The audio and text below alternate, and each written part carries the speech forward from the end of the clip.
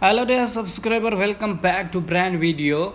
This video today I gonna show you how to fix notifications not working on roblox game on your iPhone, iPad and Android phone. So how can fix it? So let's get started video without wasting any time. First of all, open roblox game on your device.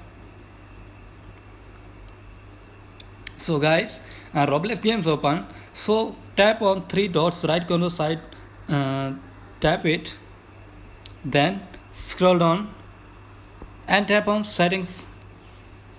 So firstly tap here notification, just tap it.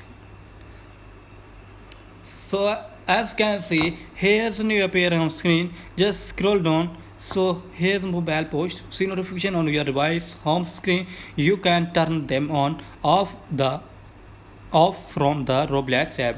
So turn on toggles. So either do you want to turn on push notification, notify me, so tap allow. So I receive a friend request, tap it. Someone accepted my friend request, tap. I receive a private message, to turn off on and tap on save.